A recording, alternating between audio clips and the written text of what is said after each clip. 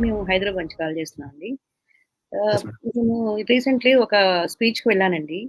అక్కడ నేను విన్నదేంటంటే, "నువ్వే దైవం, నీలోనే దైవం ఉంది. అది గుర్తిస్తే నువ్వు చేసేవన్నీ అద్భుతాలు చేస్తావు. నువ్వంత శక్తివంతురాలివని" చెప్పారండి. హుహు.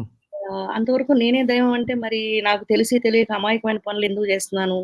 మరి నేను తెలివిగా ఎందుకు మసులుకోవట్లేదు అనేది నా మీద నాకు డౌటొచ్చింది. ఇంకా ఇప్పుడు వేస్ట్ పనులు చేసి, క్రూరంగా వాళ్ళని హత్యలు చేసి, బాధపెట్టి వీళ్ళందరూ కూడా దైవాలైతే, మరి ఆ తప్పులు ఎందుకు చేస్తున్నారు? ఆ హ్మ్. తప్పులు చేయడానికి మరి దేవుడు ఎందుకు చేయనిస్తున్నాడు? ఈ అరాచకాలన్నీ ఎందుకు జరుగుతున్నాయి? మరి ప్రకృతి మీద ఈ వైపరీత్యాలన్నీ ఎలా జరుగుతున్నాయి మరి? ఇవేమి నాకు అర్థం కాకుండా అయిపోయిందండి సబ్జెక్ట్ ఆ రోజు నుంచి గూడా. హ్మ్. ఇంకోటి కర్మ ఉంది. కర్మ సిద్ధాంతం అనేది లేనే లేదు. ఇప్పుడు నువ్వేది చేస్తున్నావో అంతే. అక్కడితో అది ముగింపు. తర్వాత అది నీకు ఫార్వర్డ్ అవ్వదు అని ఆయన చెప్పారు. మామూలుగా అయితే హ్మ్. కర్మ ఏది చేస్తున్నామో అది మనం అనుభవించాల్సిందే. ఇంకో జన్మ ఎత్తైనా అది క్లియర్ చేసుకోవాల్సిందే అని మనం కొంతవరకు విన్నామండి. ఈ హ్మ్. కన్‌ఫ్యూజన్‌లో అసలు నాకు చాలా ఇబ్బందిగా ఉందండి. ఏం అర్థం చేసుకోవాలో తెలియట్లేదు. దేవుడు ఉన్నాడా? లేడా? అనేది అర్థం కాని సిట్యుయేషన్‌లో ఉన్నాను. మీకు 2 వైపులా ఉపయోగం లేదండి. సో, కాబట్టి లేనట్టుగా ఉండటమే మీకు సేఫ్. ఎందుకంటే, అవును. హ్మ్. మీరు నిరూపించడానికి మీరు ట్రై చేశారనుకోండి మీ వల్ల కాదు. ఉన్నాడని నిరూపించలేరు, లేడని నిరూపించలేరు. అవునండి. రైట్. సో, కాబట్టి దాని గురించి కంప్లీట్‌గా మానేసేసి, వీళ్ళు ఆ! దేవుడు ఉన్నాడని చెప్పుకునేవాళ్ళు వ్యాపారం చేస్తున్నారు. అదైతే తెలిసిపోతుంది. అవును. దేవుడు లేడని ప్రచారం చేసేవాళ్ళు మీ దగ్గర నుంచి డబ్బులడగరు. మిమ్మల్ని ఈ పనులు చేయమని చెప్పరు, ఈ వ్రతాలు చేయమని చెప్పరు, లేకపోతే మమ్మల్ని ఫాలో అవ్వమని చెప్పరు, మాకు డబ్బులిమ్మని చెప్పరు. సో, అవునండి. ఇక్కడ ఎవరు మోసం చేస్తున్నారు? ఎవరు విషయం చెప్పడానికి ట్రై చేస్తున్నారు. హ్మ్. ఓకే. సో, మీకు 2 వైపులా ఇబ్బందనిపించిందనుకోండి. ఉన్నాడో లేడో నాకు తెలీదబ్బా అని. బెస్ట్ హ్మ్. పనేంటంటే, హ్మ్. ఉన్నాడనుకుని మీరు మొదలుపెడితే, ఈ అండి. విచిత్రమైన ఆహ్, హ్మ్. థియరీలన్నిటిని మీరు నమ్ముకుంటూ ఉండాలి. అప్పుడు అవునండి. ధర్మం అంటే ఏంటో మతమే చెప్పుద్దంటారు. దేవుడే చెప్తాడంటారు. సో, మేము కొంతమందున్నాము ప్రీస్ట్‌లీ క్లాసు. మేము హ్మ్. ధర్మం అంటే నేర్పిస్తాము. మాకు కొంచెం దక్షిణ ఇవ్వండి అని. సో, మీ దగ్గర హ్మ్. నుంచి డబ్బులు తీసుకుంటారు. హ్మ్. రైట్. అదే అవును. మీరు నాకు దేవుడు ఉన్నాడో లేడో తెలీదబ్బా! నాకు హ్మ్. ఉద్యోగం ఉంది. హ్మ్. మా ఇంట్లో వాళ్ళు పనులకెళ్తారు. నా పని నేను జేసుకోవాలి. హ్మ్. ఇక్కడెక్కడ కూడా దైవానికి సంబంధం కనపట్లేదు. ఓకే. అవునండి. ఇన్ ఇవ్ బయటికెళ్ళి వెచ్చాలు కొనుక్కోవాలి, బయటికెళ్ళి పనులు జేసుకోవాలి, తిరిగి రావాలి, ఇంటికి రావాలి, నా ఇల్లు నేను చక్కబెట్టుకోవాలి. ఇక్కడెక్కడ దేవుడికి సంబంధం లేదు. అన్ని ఫిజికల్ వస్తువులు, ఫిజికల్ హ్మ్. మనుషులతోటి అవును. దీంతోనే సంబంధం. సో, ఇక నాకెందుకు ఆళ్ళతో నాకెందుకు? హ్మ్. రైట్. ఉందని, లేదని అని అనుకోవడం మానేసేస్తే హ్మ్. మీ ప్రస్తుతం ఉన్న లైఫే మీది అని అనుకుంటే మీకెక్కువ హ్మ్. టైం కలిసొస్తది. అవునండి. దేవుడున్నాడనుకుంటే అనవసరంగా టైం వేస్ట్ అండి. చాలా చాలా టైం దండగ దానికి. మీరు హ్మ్. మీరు ధర్మాన్ని కాపాడాలి అని మీకు కొన్ని హ్మ్. మీకు కొన్ని హ్మ్. టార్గెట్స్ పెట్టి చెట్లున్నాయి. ఇవన్నీ ఆ! ఇవన్నీ మీరేది చేస్తే అది మీకు మంచి జరుగుద్ది. మీరు చెడు చేస్తే చెడు జరుగుద్ది. మరి చెడు చేసేవాళ్ళందరూ జరిగితే మరి చెడెందుకు చేసుకుంటూ పోతున్నారు? మళ్ళీ ఈ సో, జన్మలో అనుభవించకపోయినా వచ్చే జన్మలో అయినా అనుభవించవలసిందే. మరి సో ఇవన్నీ వీటన్నిటిని తప్పించుకోవాలంటే సింపుల్‌గా ఆహ్, మంచిగా ఉండటం ఎలా అనేది వీళ్ళ ఉద్దేశంలో ఏంటంటే మతం చెప్పుద్ది అంటారు. మరి హ్మ్. మతస్థులందరూ దుర్మార్గుల్లాగా ఎందుకున్నారు? చాలా మంది హ్మ్. దుర్మార్గుల లిస్ట్ చూస్తే వాళ్ళందరూ మతాన్ని నమ్ముకుని ఏదో ఒక మతాన్ని నమ్ముకున్న వాళ్ళే. అవునండి. మంచి చెప్పే పనైతే వాళ్ళెందుకు మంచి చెప్పలేదు? హ్మ్. ఇప్పుడు నేరం సమానమే అందరూ చేస్తారు. నమ్మేవాడు చేస్తాడు, నమ్మనోడు చేస్తాడు. ఓకే. యాక్సెప్టెడ్. హ్మ్. కానీ నేరస్తుల లిస్ట్ మొత్తం చూసుకుంటే సమానంగా ఉండాలి గదా! అవును. నేరస్తులు ఇదేంటి నమ్మేవోళ్ళు, నమ్మనోళ్ళు సమానంగా ఉండాలి. హ్మ్. కాపోతే ఇక్కడ అత్యధికంగా దేవుడిని నమ్ముకునేవాళ్ళు, నమ్మానని చెప్పుకునేవాళ్ళు వాళ్ళే ఎక్కువ నేరాలు చేస్తున్నారు. అవునండి. వాళ్ళే నేరస్తులుగా తయారవుతున్నారు. సో, కాబట్టి హ్మ్. ఈ మతం అనే ముసుగులో హ్మ్. ఈ దేవుడనే అడ్డం పెట్టుకొని, బొమ్మను అడ్డం పెట్టుకొని చాలా మంది వ్యాపారాలు చేసి చెడగొడుతున్నారు. హ్మ్. మంచనేది మనకు తెలుసండి. హ్మ్. మనల్ని ఎవరైనా మోసం చేస్తే మనం హర్ట్ అవుతాం. మనం హ్మ్. ఎవరన్నా మనం ఎవరికైనా మోసం తలపెడితే వాళ్ళు హర్ట్ అవుతారు. సో, కాబట్టి చేయొద్దు. నువ్వు చేయొద్దు, కరెక్ట్. నేను చేయొద్దు. కరెక్ట్. కానీ జరుగుతుంది అదే కదండీ! ఈ ఈ మాత్రం తెలుసుకుంటే మన హ్మ్. జాగ్రత్తలో మనం ఉంటూ హ్మ్.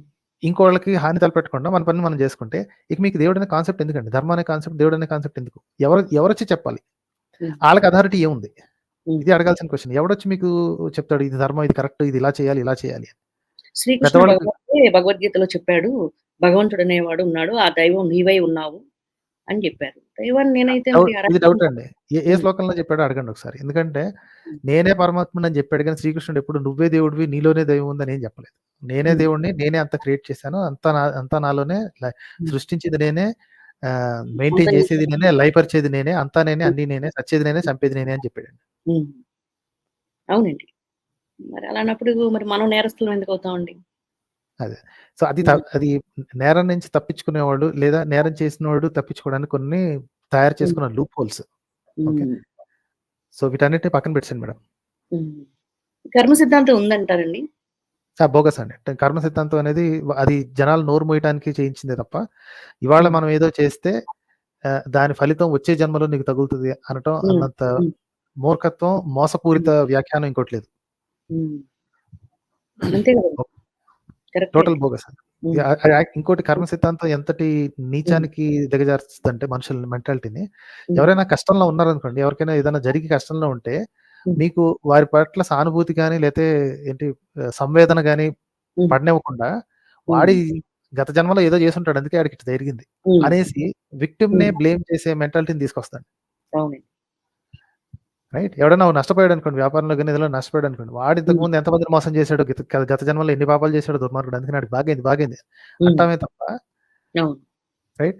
పోనీ ఒక అమ్మాయికి వాళ్ళ ఆయన పోతే, ఇది హ్మ్. కూడా అంతే. పూర్వజన్మలో ఏదో పాపం అవును. చేసుంటది. అందుకనే ఆ! దీనికి ఈ జన్మలో ఇగో ఇది హ్మ్. పట్టిందని. ఇలా అవును. చీప్‌గా మాట్లాడే మాటల్ని మాట్లాడించేదే కర్మ హ్మ్. సిద్ధాంతం. ఆ సిద్ధాంతం గనక లేకపోయుండుంటే, హ్మ్. మీకు మానవ సంవేదన అనేది ఉంటది. హ్మ్. రైట్? అయ్యో హ్మ్. పాపం అని కనీసం నోరెత్తి ఒక మాటని కుదిరినంత సాయం చేయాలన్న మనసన్నా వస్తది. హ్మ్. కర్మ కరెక్ట్. సిద్ధాంతం అది రానివ్వదండి. అవును. అవునండి. అంటే ఇప్పుడు కర్మ రైట్? సిద్ధాంతం లేదనే బిలీవ్ చేయాలి. లేదండి. కర్మ సిద్ధాంతం లేదు, ఏం లేదు. Be be be good and do good simple అంతే. అంతేగాని మీకు మీరు ఈరోజు మంచిగున్నారు కాబట్టి మీకొచ్చే జన్మలో ఉత్తమ జన్మ లభిస్తుంది. మీకింకా హ్మ్. ఎక్కువ లాభాలొస్తాయి. అదంతా లంచం అండి అది. హ్మ్. మీరు మంచి హ్మ్. చేయడానికి మనిషి అయితే చాలు, ఎదుటి మనిషి అవసరంలో ఉంటే చాలు. అంతే తప్ప మీకు హ్మ్. లంచం ఎందుకు చూపించాలండి? అదే గదా! మంచి చేస్తే మీకు లాభం వస్తది అన్న లంచం ఎందుకు చూపించాలి? డూ అవును. Good just because it is good to do. హ్మ్. అది ఇప్పుడు పద్ధతి. మళ్ళీ మనం చచ్చిన తర్వాత పుట్టడం ఈ జీవుడికి చావు లేదు. మళ్ళీ పుడతాం, మళ్ళీ పుట్టం. ఇది నిజమా అండి? Bogus. Total bogus. End of హ్మ్. లైఫ్ ఉన్నది ఒకటే జీవితం. ఈ జీవితంలో జాగ్రత్తగా కాపాడుకుంటూ మనకు కుదిరినంత మళ్ళీ మంచి మనం చేసుకుంటే పుట్టడం అనేది లేదు. బోగస్. పుడతాం అనేది టోట్ మనకు తెలియని విషయం అసలు. లేదు, కానీ అసలు లేదండి. హ్మ్. అసల ఆ కాన్సెప్టే లేదు. సింపుల్ క్వెషన్‌తో తేల్చేయొచ్చండి. ఇప్పుడు హ్మ్. ఒక మనిషి ఇక్కడి నుంచి ఇక్కడ చచ్చిపోయిన తర్వాత ఇంకో చోట పుడతారు అనంటారు. అది ఏ హ్మ్. విధంగానైనా పుట్టొచ్చు. ఆడ అవ్వచ్చు, మగ అవ్వచ్చు, ఏ విధంగానైనా హ్మ్. పుట్టొచ్చు. హ్మ్. మెకానిజం ఏంటి అని అడగండి. హ్మ్. ఈ మనిషి చేసిన పాపం హ్మ్. వచ్చే జన్మలో వాళ్ళకి తగలాలి అంటే ఏదో ఒక క్యారియర్ మెకానిజం ఉండాలి కదా! ఈ పాపం అంతే. అక్కడి నుంచి అక్కడికి అకౌంటింగ్ సిస్టమ్ ఉండాలి కదా! ఎక్కడుందది? హ్మ్. ఒక పక్కేమో భగవద్గీతలో శ్రీకృష్ణుడు ఇంత పొడుగు కహాని చెప్తాడు. ఆత్మ నాశనము లేనిది, ఆత్మకి మంచి లేదు, హ్మ్. చెడు లేదు, పాపం హ్మ్. లేదు, పుణ్యం పాపం లేదు. అంటుంది. హ్మ్. ఏమంటదని. మరి హ్మ్. ఆత్మకే కదా హ్మ్. ఈ జన్మలో చేసిన పాపం అంతా దానికో మూటగట్టి మెడలో తగిలిచ్చి పక్క జన్మలో ఇంకో దానికి తోస్తారంట. ఎలా హ్మ్. కుదురుతది? అదే కదా! ఇది నేను టోటల్ బోగస్. భగవద్గీత చదివి 3 సార్లు చదివానండి. ఇప్పటికి నాకేం అర్థం కాని విషయాలుగానే అయిపోతుందది. నిజమా? అబద్ధమా? ఏది కరెక్ట్ చేయాలనేది ఒక కన్‌ఫ్యూజన్ ఉంది. పూజ ఆ చేయాలంటే కన్ ఇంట్రెస్ట్ ఉండట్లేదు. ఆ కన్‌ఫ్యూజన్‌లో ఉంచటానికే రాయబడిన పుస్తకం హ్మ్. Bhagavad Gita. It has no practical use at all. ఎందుకంటే అది ఎండ్ టు ఎండ్ చదివితే హ్మ్. ఎన్ని కాంట్రడిక్షన్స్ ఉన్నాయో నేను ఆల్రెడీ చేశాను. నేను చాలా కొన్నే కాంట్రడిక్షన్స్ చూపించానండి. అవును. ఇంకా విన్నాను. చాలా కాంట్రడిక్షన్స్ ఉన్నాయి. అంతులేనియి అన్నమాట. ఒకదానికొకటి పొంతనుండదు. నాకు తెలిసి హ్మ్. ఒక డజన్ మంది కూర్చొని రాసుంటారు. ఎవడికి నచ్చినట్టు ఆడు కహానీలు రాసేసుకొని హ్మ్. తర్వాత విభాగాలు చేసేసి వాడేసుకున్నారండి. హ్మ్. పూజ చేయాలంటే మనసు రావట్లేదండి. ఇదివరకు అమాయకంగా ఉన్నప్పుడు పూజ చేసి ఏదో ఒక ఫీలింగ్ ఇంట్లో హ్యాపీ ఉన్నాం అని ఫీలింగ్ ఉండేది. ఇప్పుడు అది కూడా చేయాలనిపించట్లేదు. అమాయకత్వంలో ఒక హ్యాపీనెస్ అయితే ఉందండి. ఇదేంటి అవును. అయితే ఆ హ్మ్. అమాయకత్వాన్ని వాడుకొని అందుకే పూజలు చేసుకునే వాళ్ళంటే నాకు ఎటువంటి అభ్యంతరం లేదండి. వాళ్ళు హ్మ్. చేసుకోవచ్చు. వాళ్ళు ఇప్పుడు మానసిక హ్మ్. ప్రశాంతత ఒక్కొక్కళ్ళకి ఒక్కొక్క కిక్కు. అదే ఆ అదే రోజు సినిమాలో శుభ్రం చేసుకోవడం, ఏదో మంచి నైవేద్యం పెట్టుకోవడం, అందరం కూర్చొని హ్మ్. తింటే అదొక హ్యాపీనెస్ వచ్చేది. ఇప్పుడు అదేదో ఈ సినిమాలో ఆ! అదేదో సినిమాలో 'జూనియర్ ఎన్టీఆర్' ఒక మాట అంటాడు కదా! హ్మ్. ఒక్కోళ్ళకి ఒక్కో కిక్ ఉంటది. ఒకడికి భక్తి అంటే ఒక కిక్ ఉంటది. ఒకళ్ళకి రక్తి అంటే కిక్ ఉంటది. ఇంకోళ్ళకి ఇంకో కిక్ హ్మ్. ఉంటది. సో, హ్మ్. ఎవరి కిక్ వాళ్ళు ఎతుక్కోవాల్సిన ఇది ఉంది. హ్మ్. పర్స్యూట్ ఆఫ్ హ్మ్. Happiness is a human right. Okay. అవును. పూజ చేసుకుంటే వాళ్ళకి ప్రశాంతత దొరుకుతుంది అంటే చేసుకోవచ్చు. కాకపోతే ఎప్పుడైతే మీరు అది బిలీవ్ చేస్తారో, ఆ బిలీఫ్‌ని అడ్డం పెట్టుకొని మీ మీద వ్యాపారం చేయడానికి కొంతమంది బయలుదేరతారు. హ్మ్. అక్కడొస్తది problem. The problem is not with your actual faith in God. ఆ హ్మ్. ఫెయిత్‌ని అడ్డం పెట్టుకొని మిమ్మల్ని హ్మ్. మోసం చేయొచ్చు. లేదా మీరు హ్మ్. తెలిసో తెలియకో మోసం చేసేవాడికి సహకరించొచ్చు. కరెక్ట్. ఆ ప్రాబ్లమ్ గనక లేకపోయుండుంటే భక్తి వల్ల ఎవ్వడికి లేదండి. ఇప్పుడు కొంతమందికి రిచువల్స్ ఉంటాయి. హ్మ్. రిచువల్స్ అంటే పొద్దున్న లెగ్గానే ఫస్ట్ 1 అవర్ పాటు ఒక పద్ధతి ప్రకారం మిలిటరీ డిసిప్లిన్ పాటించేవాళ్ళు కొంతమందుంటారు. అవునండి. లెగ్గానే ఇంత హ్మ్. గ్లాస్ నీళ్లు తాగాలి. ఆ తర్వాత హ్మ్. ఈ పని చేయాలి. ఆ తర్వాత న్యూస్ పేపర్ చదవాలి. ఆ తర్వాత కాఫీ పట్టుకోవాలి. ఆ తర్వాత ఇచ్చేయాలి. ఆ ఒక గంట మిలిటరీ పూజ డిసిప్లిన్ అది చేసుకోవాలి. రొటీన్ లాగా ఉంటదన్నమాట. సో, హ్మ్. అది మనకు ఒక్కొక్కసారి ఇదేంటి ఇంత పక్కాగా చేస్తున్నావు, ఇదేమి ఏదో ఇంత రిలీజియస్‌గా చేస్తున్నాడేంటి అని అనిపిస్తది. That hmm. Has absolutely no bearing for anybody. Hmm. కానీ ఈ భక్తి అనేది హ్మ్. మీ మీ భక్తిని వాడుకొని మిమ్మల్ని మోసం చేయొచ్చు. మిమ్మల్ని చూపించి ఇంకొకళ్ళని మోసం చేయొచ్చు. అక్కడ వస్తది ప్రాబ్లమ్ అండి. That's the only contention. నాకు అంటే నాస్తికులకి, మిగతా భక్తులకి ఉన్న ప్రాబ్లమ్ ఇదే.